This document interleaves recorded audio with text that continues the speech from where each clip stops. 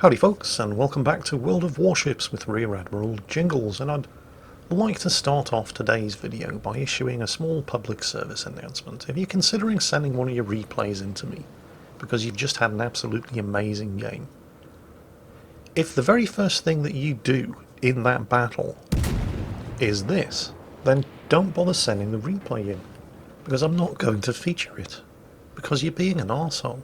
Even if you had a 3000 base experience match and had to solo kill a full health now with 8 seconds remaining on the clock in order to clutch the win for your team. It's a shame that nobody on YouTube is going to actually see your amazing battle, at least not on my channel, but if you're going to start off your game by being an arsehole, I'm not going to show it.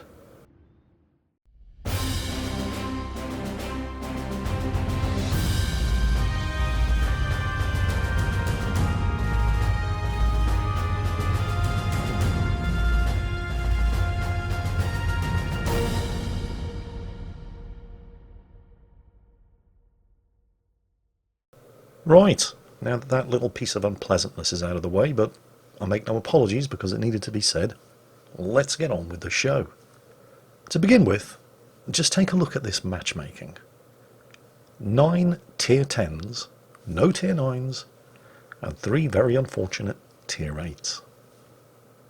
I'm making a big song and dance about this because I didn't actually intend on doing another World of Warships video today. But in yesterday's World of Warships video, I made the bold statement that this kind of matchmaking isn't as big a deal in World of Warships as it would be in World of Tanks, for example. Every ship at every tier in World of Warships is technically capable of inflicting damage on every other ship at every other tier in World of Warships. That's not something you can say about World of Tanks, but it is absolutely true in World of Warships.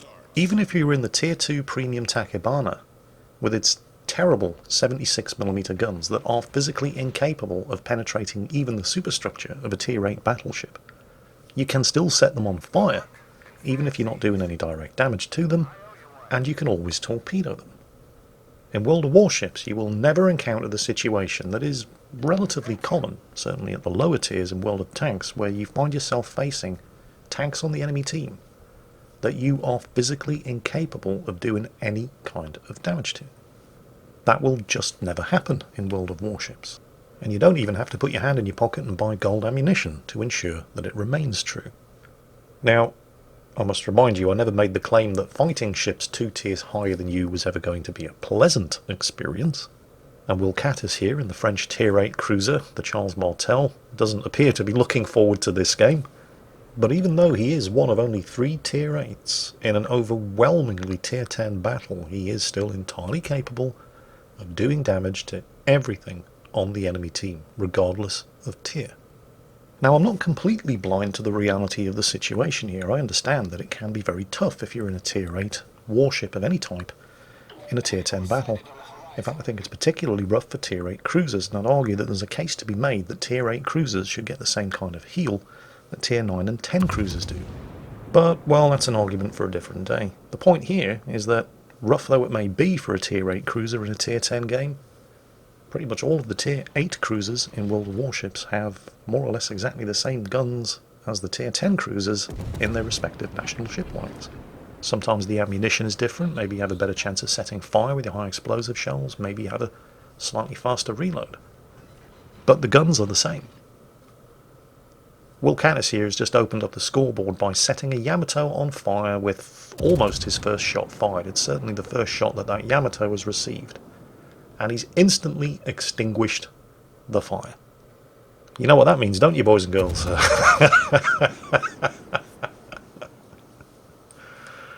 Hands up anybody who thinks Will Catus is going to get a Witherer award. Largely thanks to that Yamato, who literally the first shot that he took in that match set him on fire, and he blew his damage control. Well, Will Catus has set a second fire, and he's still shooting. Looks like he's going for the forward part of the ship that isn't already on fire. Well, it is now. There's a double fire, and there is nothing the Yamato can do about it. 22,000 damage, 2 fires burning, 26,000 damage. I made the mistake while watching this battle, and it's a simple mistake to make. I made the mistake of thinking, oh, and there's a third fire. 39,000 damage. Yes, I made the mistake of thinking that Will Catis was having an unusually lucky game because nobody's targeting him. And I thought this was highly unusual because I don't know what it's like for you guys, but when I'm in World of Tanks in a tier 8 tank and I find myself, well, most of the time, in a tier 10 battle, the second I get spotted, you can see all of the enemy tier 10s stopping whatever they were doing in order to turn around and make me their priority target, because I'm a bottom tier tank. Now, I'm not saying that doesn't happen here in World of Warships, but it certainly doesn't appear to be happening here. Now, as it happens, and this didn't become apparent until much later on in the battle, there may very well be half a dozen different ships targeting Will Catis right now, but we wouldn't know. Certainly not from looking at the "you have been detected" marker, because Will Catis does not actually have the priority target skill on his Charles Martel captain. I think he's just working from the assumption that, well, I'm in a tier 8 cruiser, if I get spotted, everybody's going to be shooting at me. And yet, well, it doesn't really appear that anybody is. Or if they are, they're certainly not hitting it. I've no real idea what that Yamato is shooting at. It's definitely not Will Catis, despite the fact that he is the closest target and the most vulnerable target. And oh, hang on a second. Shimakaze just popped up out of nowhere. And you're in a French cruiser. You do not have hydro. So, he launches his torpedoes at the edge of the smoke screen that it looked like the Shimakaze was heading for. Keeps firing at the Yamato, doesn't want to let him get away and escape, and the Yamato looks like he was trying to repair the damage, but, well, all he's really doing is creating even more health pool for Will Catis to farm. Not seeing any Shimakaze torpedoes. To be fair, if that Shimakaze has any kind of sense, he's not lurking inside that smokescreen, he's just dumped it to cover his retreat. However, this is a French cruiser with engine boost running, and it can do over 40 knots. And even the Shimakaze is going to struggle to run away from this. Okay, his engines have been knocked out, but, well, destroyer captains almost always pick the last stand skill, so he is able to continue moving and manoeuvring. He's lost a torpedo tube, and he's on fire. Now this is kind of weird. He's turning, and he has used his repair, so the fire's out and the torpedo launcher is back up, and why would you turn like that if not to fire torpedoes? Okay, Will Catis did just set him on fire again, knock his engine out again, and knock out a torpedo launcher again. But we never see any torpedoes from the Shimakaze. He's got more than one torpedo launcher. Then again, we don't know what damage all those other shots hitting him are doing. It is entirely possible that he's trying to fire torpedoes, but he just kept getting his torpedo launchers knocked out. It is entirely possible, and it does seem like the most likely explanation as to why we never saw a single torpedo launch from that Shimakaze. Still, nobody targeting Will Catis. Oh, the Conqueror's about to eat himself some torpedoes. And did take a lot of damage, but it's a Conqueror. He'll be printing himself a new ship very, very soon. Meanwhile, the Zhao up ahead has just grounded himself. Conqueror or Zhao? Conqueror or Zhao? Well, the Conqueror is indeed printing himself a new ship, but Will Catis has set him on fire. And there, the Zhao, this is when I realised that Will Catis does not actually have the priority target skill. The Zhao has just fired at him. He's knocked his steering out. But that's when the penny dropped, and I thought, wow. That's a bold choice. But that, as far as I can tell, is the first time anybody has fired at Will Catis' ship. And now, since the Zhao is actually shooting at him, and he's managed to set some fires on the Conqueror, it's time to switch to the armour piercing. And there's the Witherer award, as anticipated. But it's time to switch to the armour piercing and give that Zhao the paddling it so richly deserves. Stationary, he pulled a Notzer, he's broadside on, and this is French 203mm armour piercing for you. Only the one Citadel? Oh, this should be a kill. In fact, he's so convinced that it is in fact a kill, he's turning the camera away. But it isn't a kill. Well, it is, just not for him. The Conqueror Printing a new ship didn't really seem to work out too well for him, not with that volume of firepower coming in. And with the Zhao dead, he switched back to the high explosive, and he's about to farm even more damage on the Conqueror. He's up to nearly 140,000 damage done. And as far as I can tell, he's only actually been shot at once. And that did minimal damage, although it did knock his steering out. But, well, he was going so fast with the engine boost, it was very difficult for the Zhao to accurately judge his speed and land successful hits on target, so he didn't even need to really use his damage control. Just short of 140,000 damage done. Tier 8 cruiser. In an overwhelmingly Tier 10 battle. Remember, there are only 3 Tier 8s on each team. Everybody else in this battle is Tier 10. How long do you think he's going to enjoy not getting shot at by enemy ships? Surprisingly, he hasn't actually used his new consumable yet. What's that, Jingles? Well, French cruisers from Tier 8 and up now get a reload booster in the same way that Japanese destroyers get a reload booster for their torpedoes. The French cruisers get a reload booster for their main battery guns. He hasn't actually touched it yet. There it is. The as yet untouched consumable on the far right. What it does is it basically makes his guns fire faster. And he hasn't actually used it yet. Maybe it's so new he's forgotten it's there. Okay, next target up. Enemy Grosser Kurfürst, Tier 10 German battleship. Now he just ate a torpedo and it looks like he took it on the bows, so if he's just used his damage control, which you probably would do if the torpedo had inflicted flooding, any fires that Wilcatis sets are going to continue to burn. And there's one.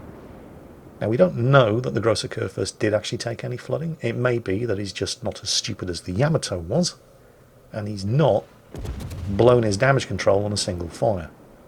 Oh, dive bombers up ahead. But they're only Tier 8 dive bombers. It's Tier 8 carrier on the enemy team. Yeah, but it's a Graf Zeppelin Tier 8 carrier on the enemy team, the premium German Tier 8 carrier. Those dive bombers come with armour-piercing bombs. Yeah, we'll want to give those a wide berth. We'll save our defensive fire for those. Well, it looks like the Grosser Kurfürst is almost certainly doomed, and somebody is actually shooting at one of the Tier 8 cruisers, the Prinz Eugen, over to Wilcatis' starboard side. In fact, you just saw some high explosive shells whizzing over from that guy, yet another Tier 8 cruiser, the Cleveland, who is within shooting range, broadside on, and just begging for an armour-piercing paddling. Which is kind of ironic, because it's almost as if this was the moment in the battle when all of the Tier 10s suddenly woke up and realised, hang on, there are Tier 8 cruisers for us to shoot at. Quick, everybody, shoot at the Tier 8s, because just as Wilcatis is delivering the promised paddling to the Cleveland over there, there's a Republique behind the Cleveland. Yeah. Ouch. Yeah, that ain't going to polish out, Wilcatis. And you're a Tier 8 cruiser. Just like the Cleveland that you sank, you don't have a heel. You see, it's all fun and games until somebody notices you're a Tier 8 cruiser, and then somebody loses an eye.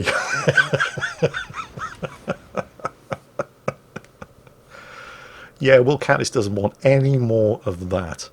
He's gone undetected, but that doesn't mean the Republic isn't... Well, actually, the Republic's out of line of sight. Can we set him on fire? He's able to shoot here with impunity because nobody actually has direct line of sight to him.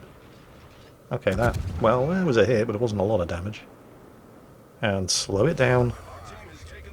Oh, this is actually quite a good spot. I mean, you know, health pool notwithstanding. There we go, there's a fire. Right, let's see. One fire burning.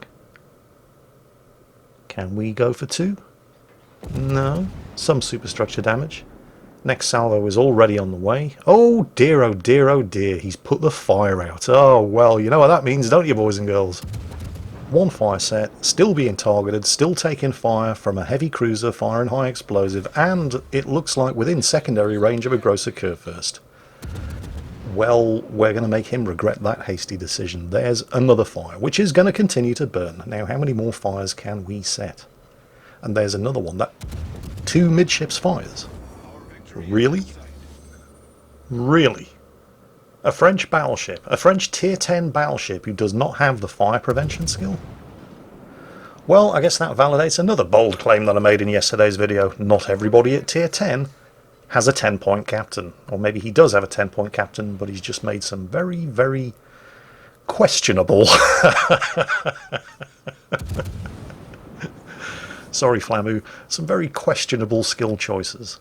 And there's the high caliber award, 230,000 damage done. But thanks to multiple fires ticking, the damage is ticking over so fast that in the length of time that it took me to say this, he's up to 240,000 damage. The Republic. Well, can we get 3 fires? Let's give it a go. Might want to move forward a little. Make sure that island stays between you and him. Because he does have a turret at the rear, and it does have 4 guns. It looks like... Oh, the fires have burnt out. Oh, that's a shame, isn't it?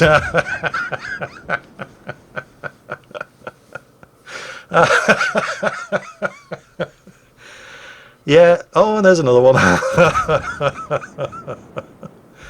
I don't know how many times I need to show you examples of why it's a really bad idea to extinguish one fire when you're in a battleship. But maybe if I keep doing it, the message will get through. You never know. I'm just planting seeds here. You never know where they're going to take root.